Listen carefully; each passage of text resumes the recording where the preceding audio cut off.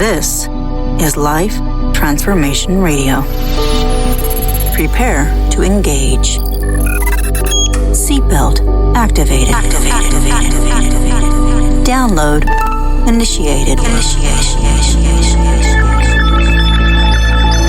Your quantum journey of transformation begins in 3, 2, 1. Welcome to Life Transformation Radio. Hi, it's Rob Actis, best-selling author of The Law of Action, voice actor, business mindset coach, the podcast whisperer, and Mr. Action himself. Life Transformation Radio is heard in over 90 countries. Thank you for joining us from all around the world. Whether it's your first time joining us, you've been listening to Life Transformation Radio for some time, I want to personally thank you. Here at Life Transformation Radio, we are committed to share more about real life, love, the power of positivity, romance, and of course, laughter. We care about helping others find their internal drive and purpose. We celebrate life's challenges and overcoming them. Please rate and review Life Transformation Radio on your favorite podcast platform. On the show, my guests are amazing people who are forces for good in the world around them and live a life of transformation. My guest today, she does that. Today, Alicia Couri and I discuss the importance of mindset and how to make a positive shift. If you want to learn the importance of your mindset, learn how to shift your limited beliefs, and to become more self-aware so you can find your journey for a positive life, this is the show for you. Former elite, United, Mrs., all right, I got to get this right. Former Mrs. Elite United States Women of Achievement 2020, Alicia Couri has expanded her multiple talents to influence, educate, inspire, and entertain audiences as the Audacious Confidence growth expert. Say that 3 times fast. Mm-hmm. She is a producer and host of the nationally syndicated podcast, Leading with Audacious Confidence, and live web show, Small Business Saturday Shout Out. Alicia is a dynamic empowerment speaker, actor, and author who shares her message of overcoming low self-esteem and lack of confidence, which has created massive opportunities to transform lives. Alicia, welcome to Life Transformation Radio. Thank you so much, Rob. It's so exciting to be here. Take 2. Yeah, exactly. I know. Always tech, there's always, tech. You have to think. And so here's the thing. So we had her on before and she just didn't sound as good as I wanted to sound. She just didn't have that professional level. The tech was an issue. And so we had to bring her back because I want you to hear every single word that comes out of her mouth because it's a powerful story. Powerful story. Oh, sweet. Thank you. Well, let's see. So you're Mrs. Elite United States Women of Achievement. That's pretty impressive. You're an actor and you do all kinds of things and a fellow podcaster. So I have to love that. Yes. And all of that was in the last, I would say, 8 years of my life. I thought you were going to say like the last 60 days of the last 60 days. Yeah. I've just evolved. The last 60 days I did that. Yeah. You're, people look at you and they go, God, you're so lucky. You're like an overnight success. Mm-hmm. Yeah, like 30 years of an overnight success. It takes time. To overnight success. You have to build that foundation. So important. And having mindset that's on target and on purpose is really important. It is so important. Sorry. Yeah. Don't apologize. How do you dial into your mindset? How do you dial in to that mindset to keep moving forward? Well, it's all about awareness, Rob. And first you have to even understand it, whether you have a fixed mindset or a growth mindset. So many times people have fixed mindsets and they think they have a growth mindset, but they're really not pushing themselves or opening themselves up to new opportunities or new ways of doing things. And so when you look at whether or not you are stuck or in fear, or you're not moving forward, really check to see if you have a fixed mindset, or if you are open to possibilities for growth. And then you definitely have a growth mindset. Now, how would someone do that? How would they find out if they have a fixed mindset or a growth mindset? Exactly. So it's about recognizing, so doing some introspective work, like really thinking to yourself, if someone came up to you and had this new idea for a business, starting a business, and immediately you shut it down. It's like, oh no, it's risky. And you have all these excuses why not. You need to check to see whether or not you have a fixed mindset, instead of opening yourself up to the possibility and say, well, how can this work? I already know all the reasons why it can't, but how can this work? And that's kind of a barometer for you. If you're one of those immediate shutter downers, immediately you say, oh no, we're not doing that, or we can't do that, then you have to take a look at where your mindset is. I'm one of those immediate, like, let's do this. I know. Yes. Like I definitely am a growth mindset person. So now I know. Was I a fixed mindset? I go, I don't know. My fixed mindset. So yeah, I don't shut things down too easily. Right. I'm all like, we can make this happen. How can we make this work? How can we do this? Absolutely. So my daughter's going to be moving back in with me. She's 22 years old and she's moving from across the country. And instead of like shutting it down, I'm like, let's figure out how to create this safe place to land right now. Mm-hmm. And it's going to be a big shift for me. I'll tell you that. Having a 22-year-old in the house is going to be a big shift. And you know what? I'm okay with that. Yeah. You love your daughter, you love your kids. And so, yeah, growth mindset. I'm having to figure it all out. Hey, mine still lives with me. She's 23. Yeah. Well, there you go. Well, she's been out, she's been married, and, she just wants to change, and she wants to start fresh, and she's back east, and now she's going to be here in Arizona. And I'm excited about that because there's all kinds of opportunity. And, I'm glad that she has a non-fixed mindset. Yeah. Because she's open to opportunity. She's a hard worker, and she's like, okay, we can make this house. So we'll make this work. Happen. So she's going to sell everything and be flying out here, and it's going to happen, Excellent. And she's already working on it. And so. And there are levels, there are stages in your growth. So, you just always have to keep checking in with yourself. Keep checking in, because you have limiting beliefs. We all have limiting beliefs. And so that is something that can keep you from growing. And so you always have to challenge that. What am I really believing here? What is true about this, and what is not true about this? And so we always have to keep, if you want to really grow and expand, you have to keep challenging your own status quo. Well, so we mentioned mindset and limiting beliefs right there. How do you become able to shift? How do you shift your limiting beliefs? How do you make it from, if I'm in a fixed mindset, how do I get unfixed so I can be a growth set mindset? Was it growth set? Is that right? Growth I think I mindset. How can I growth mindset. Okay, good. I'm flying by the seat of my pants. We're all flying by the seat of our pants. Because, the coaching helps a lot. So being able to be with someone who can see your blind spots. We all have these blind spots as well that we don't see in ourselves.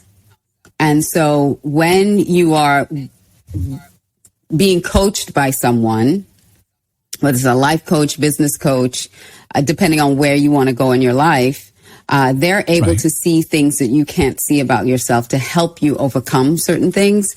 And so I would always highly recommend finding a really good coach for yourself. Absolutely. And just a couple tips on, aside from being aware, because I had one coach tell me awareness is enough. Like when you start really working on your awareness of where you are and where you want to go and how do I get from here to here, and you start building that awareness of what's holding, like something's holding me back. I don't need to know exactly what it is, but it's really important to build your awareness of when you stop moving forward. What stops me when I stop, and start questioning, asking yourself different questions. We all ask ourselves why. We all ask ourselves this why question. But if we can start asking ourselves different questions, like how is this serving me, or how is this serving others? Your mind starts working differently. answers start coming to you differently. So we need to stop asking ourselves the same question and start really asking challenging questions to ourselves that we don't always know the answer to. But when you ask the question and you open yourself up, the answers will come. May not come right away, but they will come to you eventually. So. Right. So you said 8 years it took you to build this where you are now. What was going on in your life before that 8 years? What was a transformation in your life did it take you in a different direction, or have you always been on this path? Well, when you read in my bio, I talked about low self-esteem and I had a lot of low self-worth, which I was not aware of. Like, I didn't build awareness around my own self-confidence and self-worth. People would look at me and think I was confident, but what I always remembered is on the inside, I was not always willing to make the moves. I was not always willing to take the step out and do things. Even when opportunities were put right in front of me and all I had to do was take the step into it, I would shy away. I would pull away from the opportunity. And it was only in hindsight, when I started working with a coach, when I started peeling back the layers, did I realize every time I would do that big opportunities would come to me and I would just shy away from taking that step because my limiting belief was I didn't belong in the spotlight. I didn't have what it took to be, in front of the camera or in front of a microphone.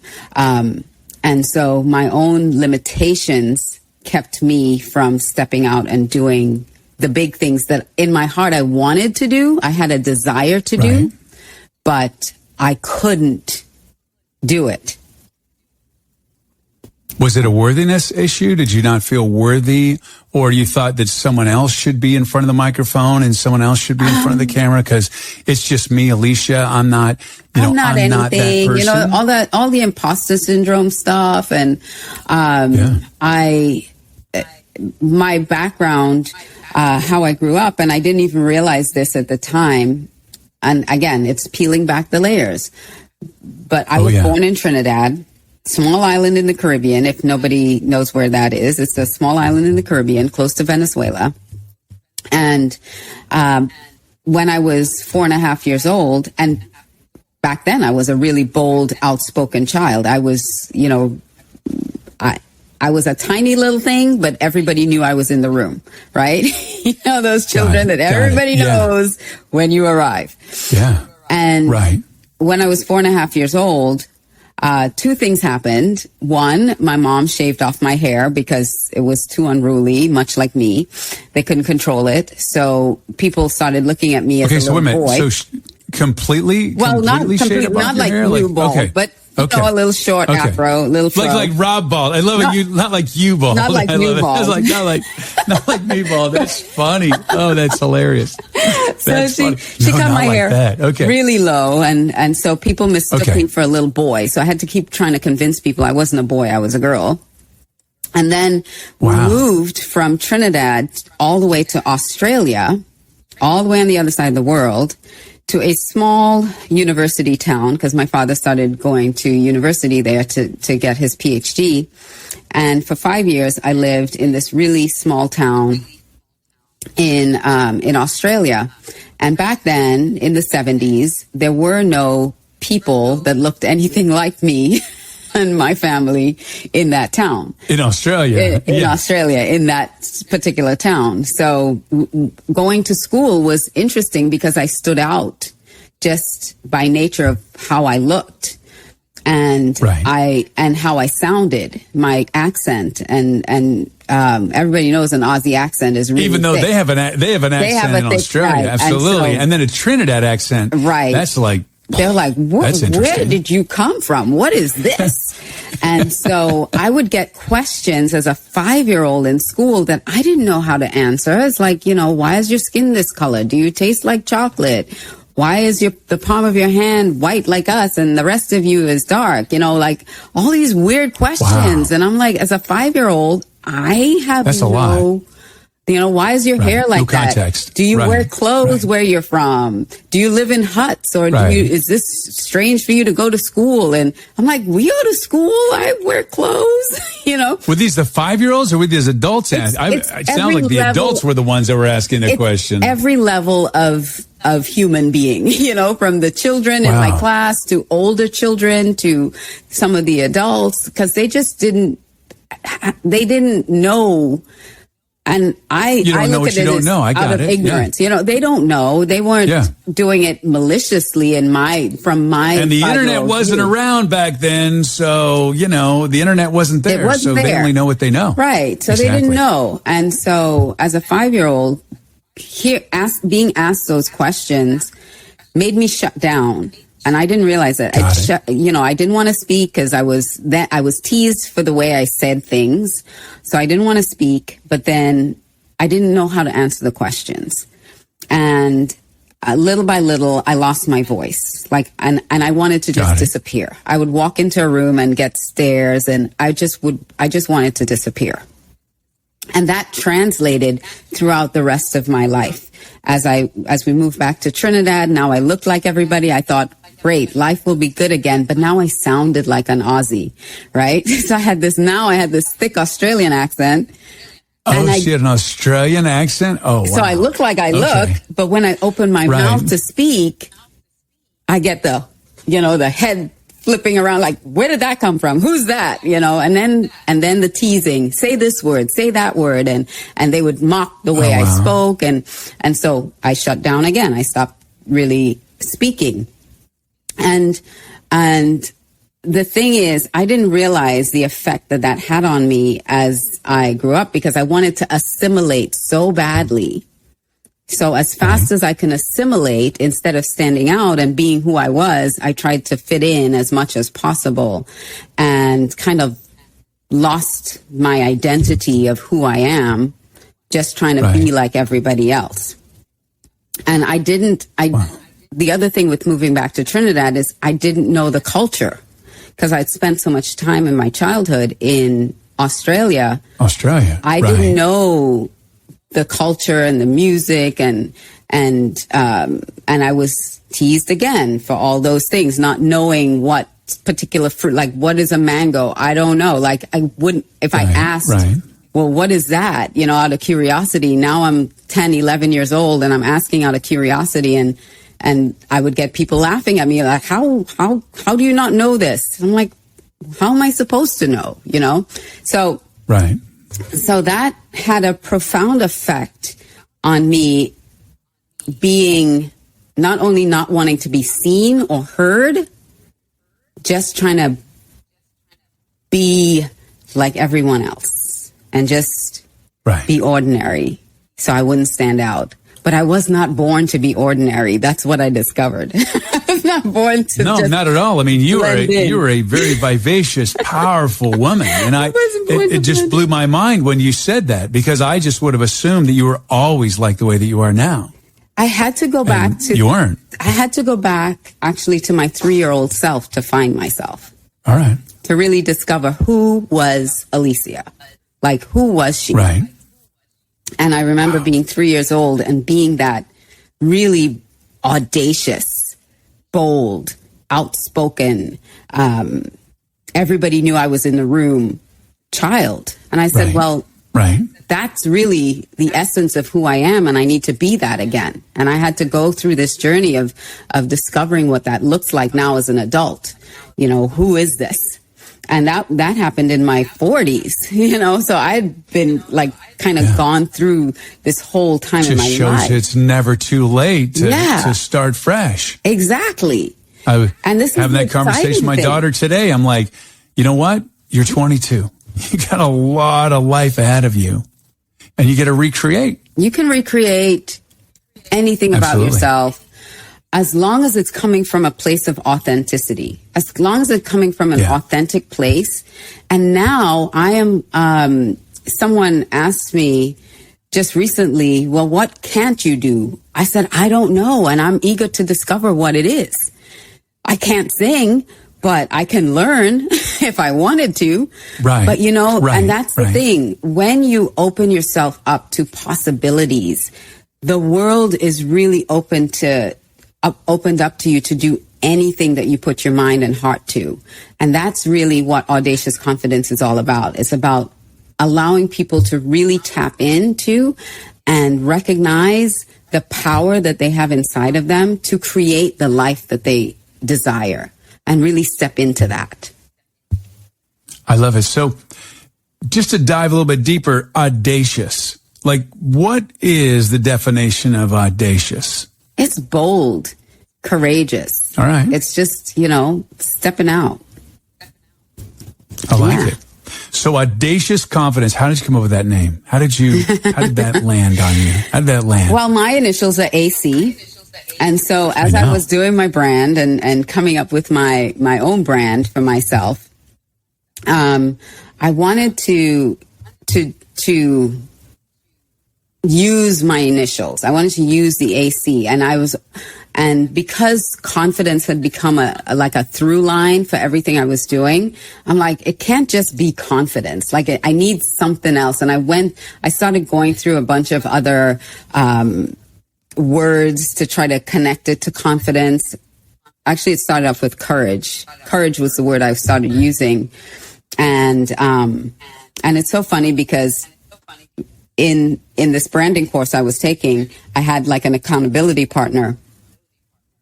And I talked to her and I said, you know, I came across this word audacious. What do you think about that? And she's like, oh, you're not audacious. No, you're not audacious at all.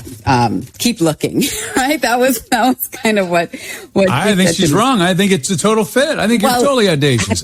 You're so powerful. Right. But at the time I was not. I had to grow into that. Oh, you grew word. Into it. Oh, okay. I had to, and that's another really big lesson about, you know, stepping into something bigger than yourself and then becoming it. Because part of my journey, part of my seven secrets to audacious confidence, because that's something, it's a free download that I have, the 7 secrets to audacious confidence.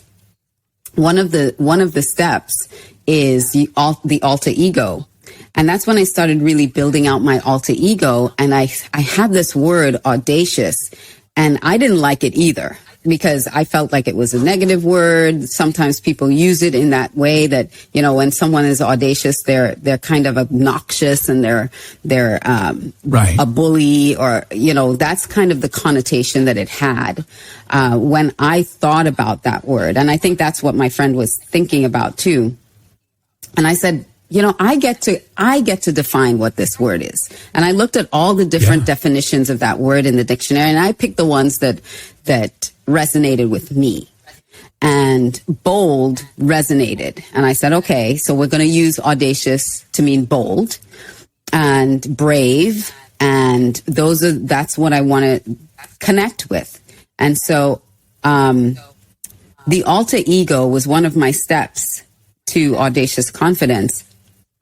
And using an alter ego is not creating a persona that is different from yourself or something that you're making up. It's more of creating that if you could design how people viewed you in this world, or how you would step into something and, you know, have people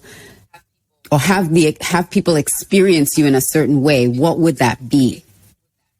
And I remember thinking, as I was developing my own alter ego, is that I want to create something for myself that I feel, something that I admire, but I feel that I just am not it. And that was the beauty queen. Because I said they're poised, they're graceful, they're unflappable, you know, grace under pressure, and intelligent, gorgeous, stunning, and all these attributes I had, and I could not see myself as any of that. I just, you know, from where I was, I couldn't see myself as any of that. But that was that was like the vision. That was the image that I wanted to embody. And so as I started my journey into becoming a speaker, I said, okay, this is the image, my alter ego, the beauty queen. How would she, show up on stage? And that's what I began to embody. And it became full circle in 2019 when I won the crown. That was the first pageant. With audacious confidence. With audacious confidence. Yeah, that was the first pageant I ever entered because I never thought I had the confidence. Now, what was the pageant that you were in, that you won? So it's called Woman of Achievement. So it's an achievement pageant. No. Okay. So it's called Woman of Achievement, and they have different titles. So mine was Mrs. Elite because I was over 40. I was 49. Okay. No, I was 50. I had just turned 50 at the time that I entered the pageant. That's awesome. And I had said no to that pageant 3 times, 3 years in a row. I said, no, I'm not doing it. I'm not doing it. Why do I need a pageant for? I have my alter ego. She's amazing. Right. I made all kinds of excuses. Let's go back to the beginning of this mindset, exactly. Right? Yeah. I was resisting. I continued to resist it. I had a closed mindset. When it came to doing this, I kept resisting. And finally, the director of the pageant, she's the founder and director of the pageant. She asked me, what are you waiting for? Why aren't you doing this? And I didn't have a good reason. I did not have a good reason. And I started to You may have had some reasons and considerations, but they may not have been good reasons. They weren't good reasons, Rob. They were. Yeah. If something's holding you back, you could have reasons and considerations, but it doesn't necessarily mean exactly. Well, that's what it is. Most of the time, it's fear. It was fear-based. It was 100% fear-based. What would people think of me? I didn't want to be judged. And I didn't actually want to be judged because I was actually going to be judged, not just. Of course you were. Absolutely. Right. Judged by my friends and colleagues, but also fear of unworthiness. Like I'm not worthy of being the winner of this pageant. All that stuff. But that wasn't it for me. No. No, it wasn't. Worthiness. No. I had overcome that part. Like that wasn't even a question of whether I was worthy or not to win. It was just judgment. It was just, how would people see me? Would they think I'm frivolous or vain? Vanity, that was a big one. Would they think I was vain to do something like this? And it was all of that negative beliefs about doing. Was it a dream to be in the pageant? Was it? You said kinda. I think maybe as a kid it was. I mean, what little girl doesn't dream of wearing a crown, right? And so but I had put that aside because I'm like, I'm not pretty enough. Like, I didn't believe that I was pretty at all. I'm not pretty enough. Again, back to Australia, every image of beauty never looked like me. So I grew up not believing that I was beautiful at all because no image around me that people said was beautiful matched anything I looked like in the mirror, myself in the mirror. So I had to go through, I had to work through all of that too. All that mess. I had to recreate my own concept of what beauty is so that I could fit into that. And so the pageant was just kind of, once I realized that I was just resisting for no good reason other than I did not want to be judged. And then I really took a look at what that meant. Is that real? Is that true?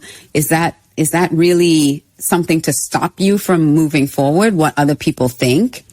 And once I decided, and I always tell people the same 7 steps or 7 secrets to audacious confidence that I teach people, I go through that myself every now and then. And I had to go through every one of those 7 things to do this pageant. I had to I stepped right back into it.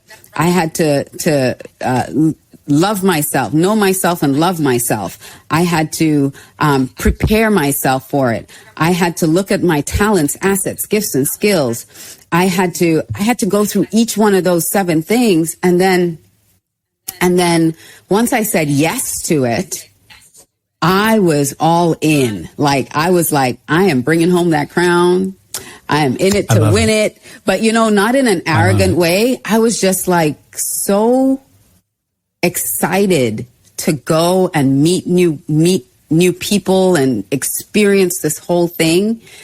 And in my mind, I'm like, I'm bringing home the crown. But even if I didn't bring home the crown, I've won because I've taken this step to do something that I was afraid to do because of judgment.